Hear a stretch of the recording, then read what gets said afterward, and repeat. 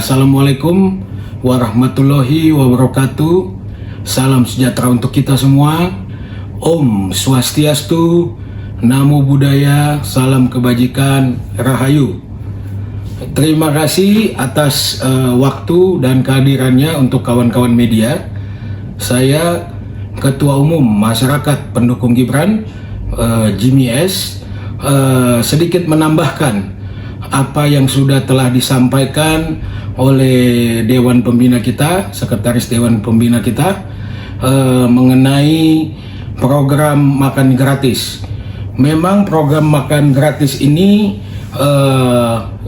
tujuannya adalah untuk supaya anak-anak Indonesia yang mengalami gizi buruk atau stunting serta kurang gizi bisa tercapai. Pertama itu. Kedua, program makan gratis ini itu akan berefek juga dengan ekonomi kerakyatan. Artinya di tingkat masyarakat pergerakan ekonomi akan berjalan dengan baik dengan menggunakan sumber daya keuangan negara yang dikembalikan oleh dari negara untuk masyarakat. Kedua itu tujuannya.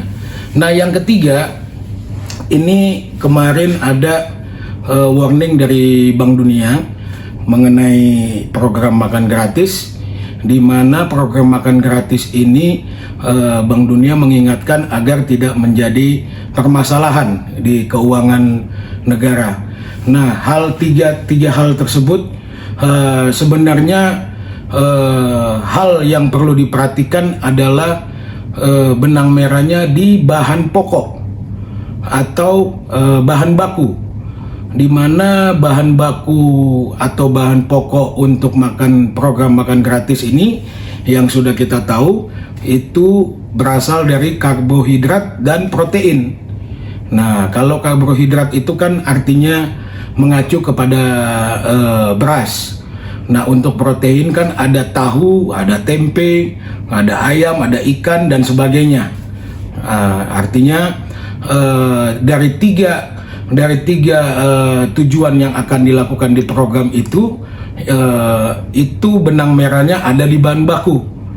Bagaimana kita bisa menyiapkan jauh-jauh hari bahan baku untuk program makan gratis itu dengan cara berasal dari dalam negeri sendiri atau tidak impor. Nah, jadi misalkan saya ambil contoh untuk karbohidrat beras. Memang betul yang telah disampaikan Sekretaris Dewan Pembina bahwasannya kebutuhan dari beras per tahun, kebutuhan domestiknya itu bisa sampai 70 juta ton. Nah, kalau kita 70 juta ton beras dalam satu tahun, di mana yang kita tahu tahun kemarin 2023 awal kita sempat mengimpor dikarenakan ada El Nino. Jadi artinya kita kedepannya di pemerintahan Prabowo Gibran, kita harus mewanti-wanti lebih awal bagaimana kita menyiapkan semua bahan baku untuk program tersebut. Nah, tadi saya ambil contoh beras. Nah, saya khususnya masyarakat pendukung Gibran sudah pernah melakukan kegiatan demplot, yaitu demplot padi, di mana padi yang kami bina di para petani 1 hektar itu bisa mendapatkan hasil 15 ton, ya, 15 ton beras.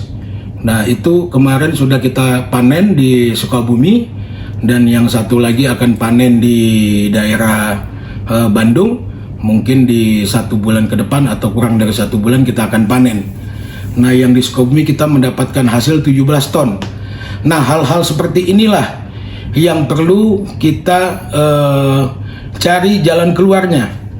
Bagaimana caranya kita ini para pendukung membantu pemerintahan sekarang ini dan pemerintahan mendatang, di mana pemerintahan mendatang ini adalah berkonsep berkelanjutan.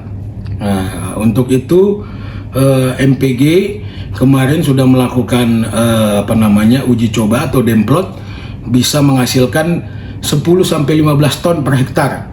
Nah, 10-15 ton itu kami melakukan bimbingan atau pembinaan kepada para petani, di mana kemarin itu para petani menggunakan pupuk organik. Nah, pupuk organik ini yang kami sediakan terus terang tidak menggunakan bahan baku impor. Nah, jadi saya pun sudah melakukan kunjungan di pabrik tersebut, dan memang produksi pupuk yang dilakukan oleh pabrik tersebut sama sekali tidak menggunakan bahan impor, dan hasilnya luar biasa. Kenapa saya bilang luar biasa? Biasanya kan kita para petani di Indonesia ini menggunakan pupuk anorganik, ya, atau NPK. Nah, memang pupuk anorganik ini bahan bakunya itu adalah bahan bakunya impor. Nah, tapi kalau untuk pupuk organik ini, ya, yang saya temui di pabrik tersebut, bahan bakunya sama sekali tidak impor. Nah, saya di sini memberitahukan kepada Mas Gibran, ya, bahwasannya untuk mengenai pupuk kita tidak usah khawatir, Mas Gibran. Kita apalagi saya sudah menjalani sendiri, sudah melihat sendiri bahwasannya pabrik pupuk itu beroperasi bisa memproduksi satu hari bisa sampai 30 juta ton. Ya, jadi kita bisa bayangkan itu. Artinya tidak ada lagi konteks dalam dalam menghasilkan produksi beras itu kesulitan pupuk. Nah, saya berani jamin itu. Nah, pertama itu. Kedua, untuk masalah pemenuhan produksi beras ini, kita seharusnya sudah melakukan bagaimana caranya lahan-lahan sawah di Indonesia ini, ya, tidak lagi menghasilkan beras di angka 3-5 ton per hektar, ya, karena kalau kita melakukan produksi dengan hasil yang 3-5 ton, nah itu sangat minim sekali. Apalagi misalkan lahan Indonesia ini kita sebut ada 1 juta hektar misalkan. Nah, kalau 1 juta hektar kita tanamkan padi dengan konsep yang lama yang menghasilkan 3-5 ton, ya, kalau 1 juta hektar itu ya 1 juta hektar dikali 3 ton hanya 30 juta. Hanya 30 juta ton hasilnya, ya kan? Nah, sedangkan yang saya lakukan ini menggunakan pupuk organik, ya, pupuk organik itu bisa sampai 15 juta ton, ya, karena 15 ton dikali 1 juta lahan sawah. Nah, hal-hal seperti inilah yang harus kita perhatikan. Jangan sampai nanti kita begitu masuk masa transisi dari pemerintahan Pak Jokowi ke Pak Prabowo Gibran, kesiapan kita dalam menyediakan bahan bakunya untuk program makan gratis ini, salah satunya adalah beras, kita masih impor lagi, ya. Contoh kemarin awal 2023 kalau tidak salah kita mengimpor beras itu 1,1 juta ton dengan harga 9 triliun, ya. Ini kan luar biasa, sayang sekali anggaran itu kan, 9 triliun kita hanya mendapatkan 1,1 juta ton. Nah, kalau kami, terus terang kalau saya sudah lakukan, itu per hektar itu paling saya habis dari pembibitan, pemupukan segala macam sampai panen, hanya per hektar itu habis 12,6 juta rupiah. Nah, artinya 12,6 juta rupiah ini per hektar itu bisa menghasilkan 15 ton. Nah, kalau kami memproduksi 1 juta ton, ya sesuai dengan yang diimpor kemarin, ya kami hanya membutuhkan 500 ribu hektar lahan, ya 500 ribu hektar lahan dikali 15 ton, ya 15 ton hasil produksi kami, ya 15 ton dengan anggaran itu ya hanya sekitar 2 triliun, ya hanya 2 triliunan. Ya kalau dikali 12,6, ya 12.600.000 dikali 500 ribu lahan, ya menghasilkan 1,1 juta ton beras, kan begitu. Nah, artinya dari pengeluaran untuk mengimpor beras yang 9 triliun kemarin itu bisa kita tekan, ya bisa kita tekan sehingga kita bisa melakukan penghematan uang negara. Ya, dari kita membeli beras 1,1 juta ton dengan harga 9 triliun, tapi kita menanam sendiri dengan biaya hanya 2 triliun bisa menghasilkan 1 juta. Ya, artinya ini ada penghematan yang luar biasa. Ya, ditambah lagi selain itu sehingga bisa merangsang keinginan para petani, keinginan para peternak untuk ada jaminan bahwasannya dia mau capek-capek untuk bertani, dia mau capek, pemerintah akan bertanggung jawab terhadap hasil panen tersebut. Nah, jadi saya rasa kita harus cepat untuk melakukan sesuatu hal yang memang yang memang hal ini merupakan janji politik Pak Prabowo Gibran. Kita harus bantu, ya. Kalau saya Ketua Umum beserta jajaran siap untuk menjadi garda terdepan kalau nanti diperlukan oleh Mas Gibran untuk dievaluasi atau dicek. Kami siap. Kami punya demplot di Sukabumi, ya. Kami punya demplot di Bandung. Dan mengenai pupuk, ya kami pun bisa buktikan bahwasanya ada pabrik pupuk, ya pabrik pupuk organik yang bisa menghasilkan satu hari itu 20 sampai 30 juta ton pupuk. Jadi jangan khawatir masalah pupuk. Nah, kalau yang kemarin pupuk masalah bahan bakunya impor itu betul, itu yang pupuk anorganik, ya. Nah, kalau ini kita gunakanlah pupuk yang organik, ya, di mana pupuk organik ini hasilnya pun bisa di atas dari pupuk yang anorganik yang biasanya 3-5 ton. Dengan menggunakan pupuk organik bisa mencapai 10-15 ton. Nah, kalau itu dilakukan, ya, kalau itu dilakukan di lahan 1 juta hektar, artinya kita sudah bisa menghasilkan 10-15 juta ton sekali panen, ya.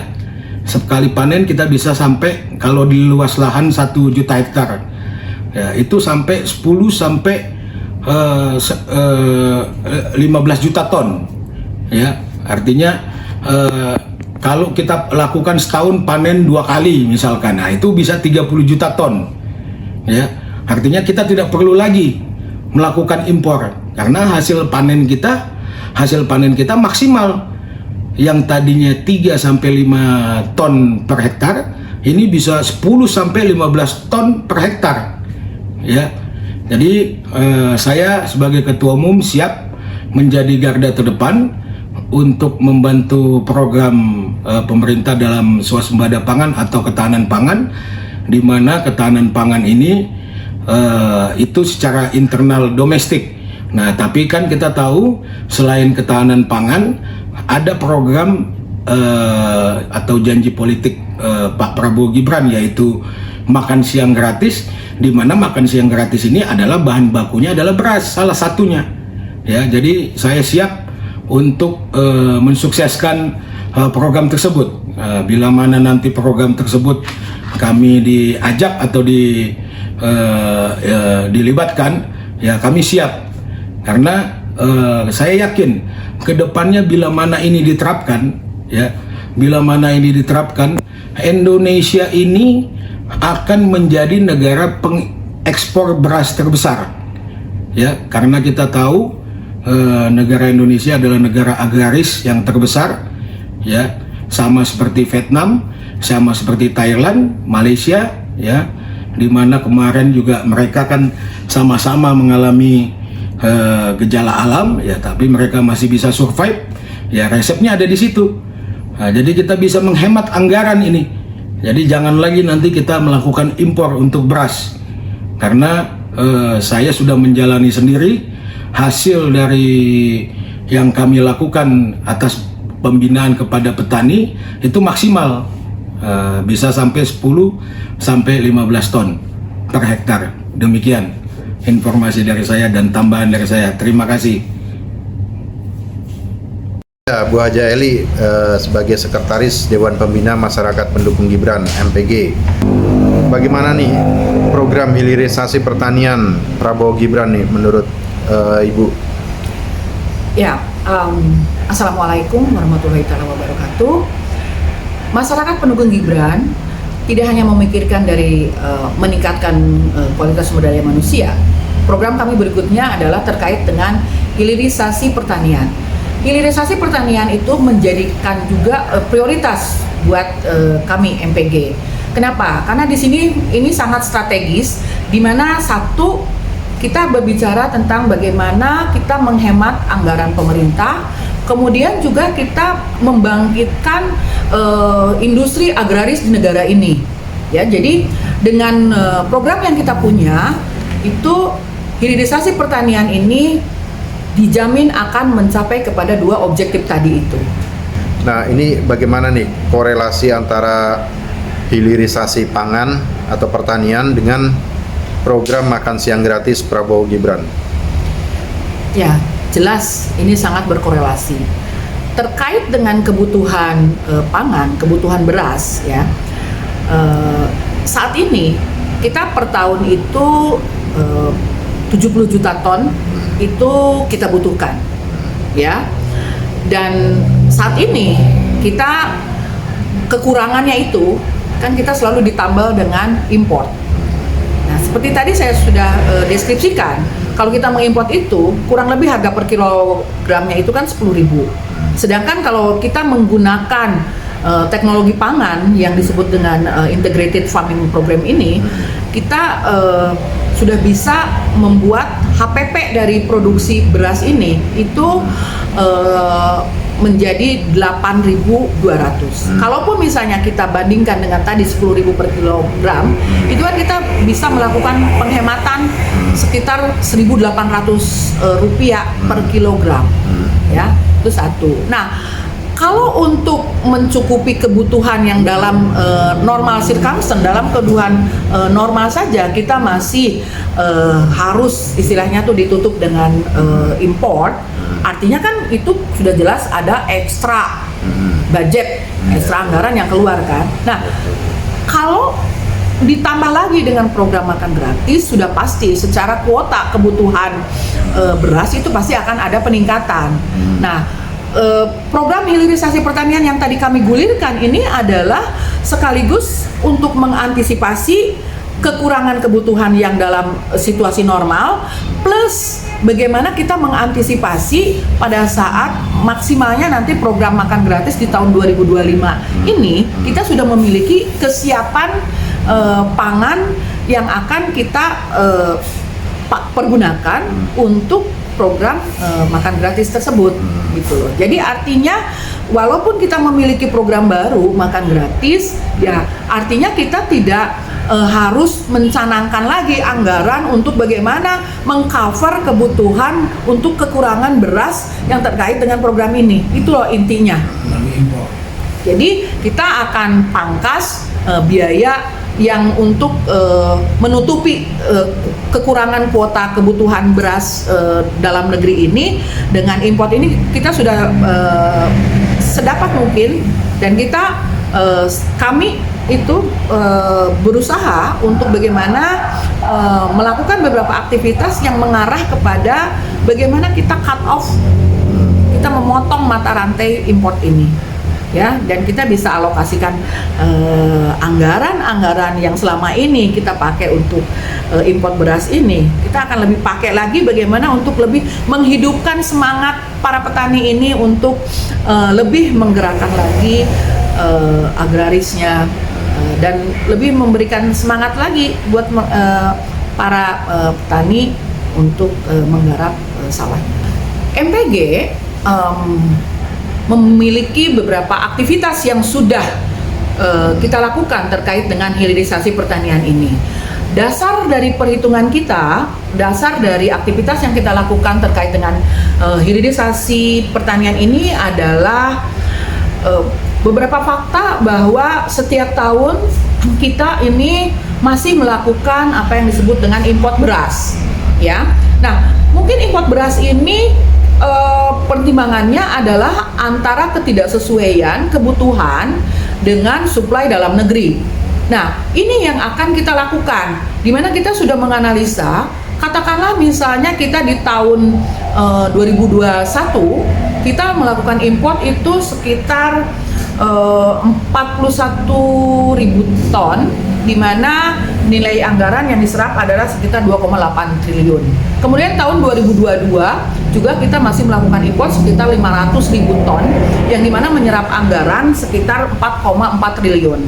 Nah, yang paling signifikan itu dilakukan di tahun 2023, di mana kita mengimpor hampir lebih dari 3 juta ton dan menyerap anggaran itu sekitar 30 triliun lebih.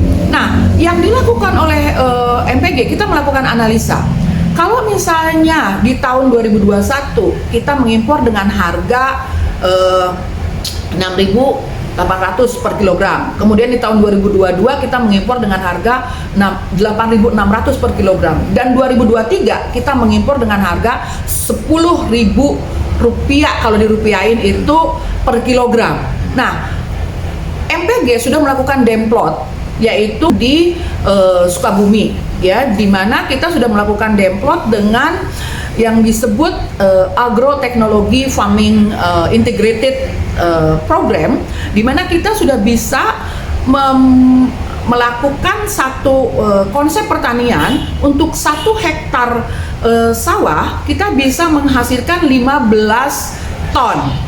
Padahal selama ini kalau kita lihat average di wilayah Indonesia, kurang lebih baru bisa menghasilkan sekitar 5 sampai 6 ton atau malah di bawah itu 3 ton, ya, karena terkendala mungkin dengan hama. Nah, itu pun baru kita berbicara dari hasil, ya. Belum kita berbicara bagaimana rasio antara hasil ini dengan HPP-nya, dengan ongkos produksinya. Nah, yang tadi saya lakukan, yang kami sudah lakukan MPG, di mana dengan 15 ton hasil per hektar ini, kita sudah menghitung HPP kami itu 3 kali lipat di bawah dari yang konsep pertanian secara konvensional yang ada saat ini, ya. Untuk lebih jelasnya kita akan deskripsikan seperti ini. Untuk 15 ton kita hasil untuk 1 hektar, kita hanya memerlukan biaya sekitar 126 juta, ya.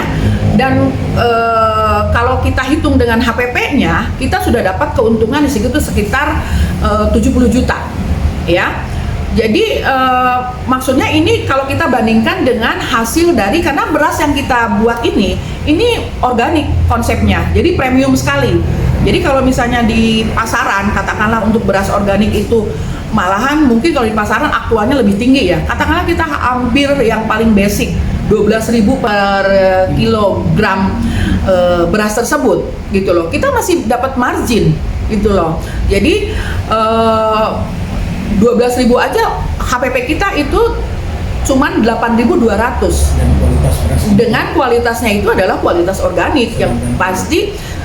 Nah, sedangkan kalau kita lihat, ya, fakta di lapangan, beras import itu secara kualitas itu saya sangat yakin sekali itu bukan kualitas yang premium, ya. Seperti yang kita tahu, itu pun kita harus mengimportnya, itu kita harus mengeluarkan kurang lebih 10.000 rupiah per kilogram.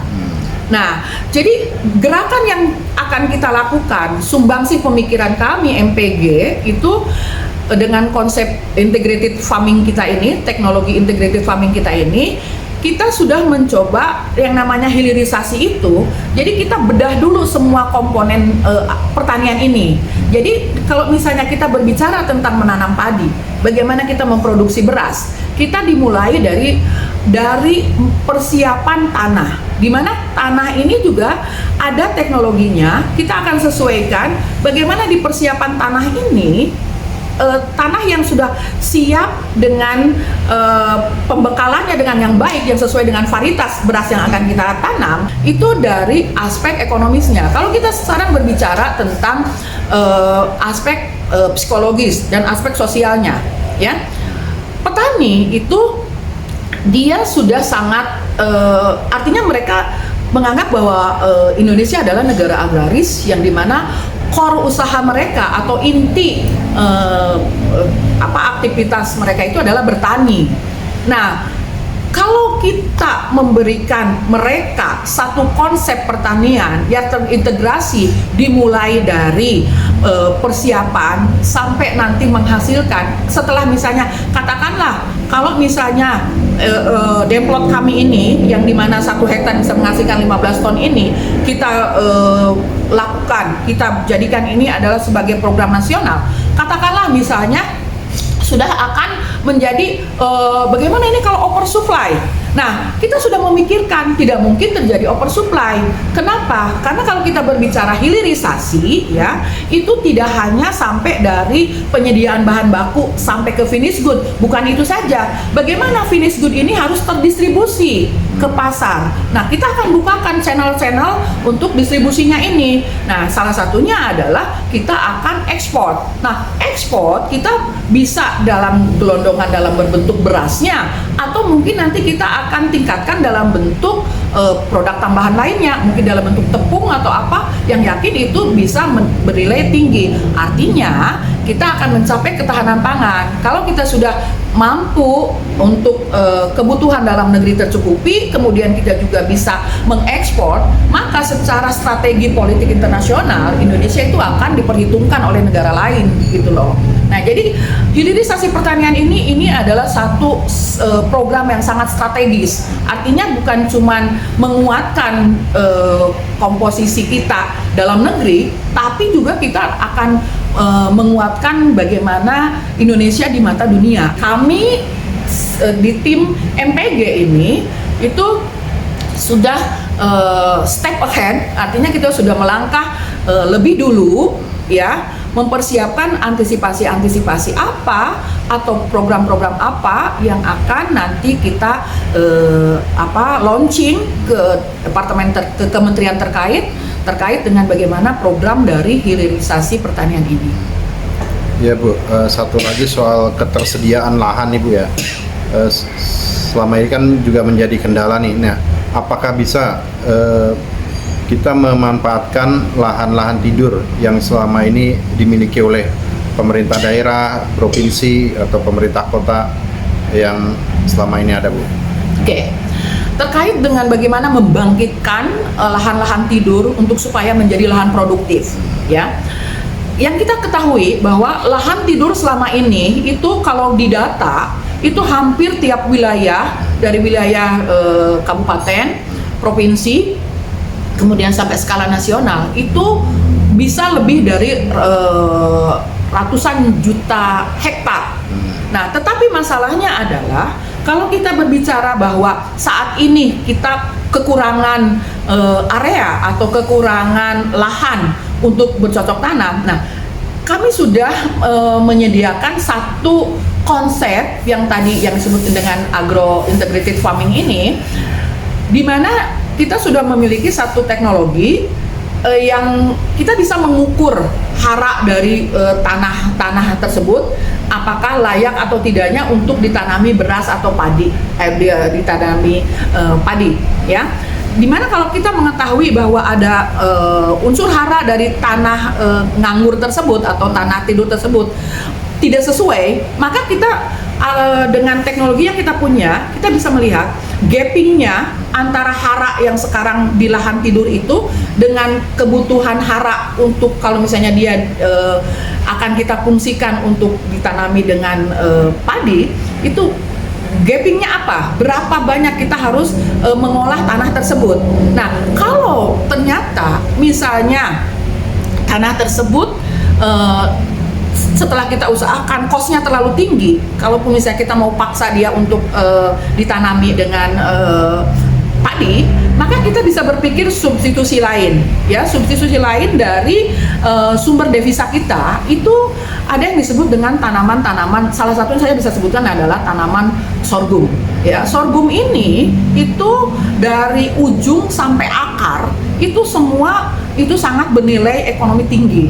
Katakanlah misalnya dari bibitnya, dari benihnya, sorghum ini bisa dijadikan glukosa, ya, gula. Dan itu kalau kita ekspor udah welcome sekali, beberapa negara itu sudah siap untuk membeli produk kita. Kemudian dari batangnya, nah batangnya inilah yang akan menjadi biomas. Itu dia akan menjadi pupuk yang bisa untuk tanaman-tanaman organik yang memiliki nilai ekonomis yang cukup tinggi juga. Itu pun bisa diekspor dan dipakai juga untuk konsumsi dalam negeri.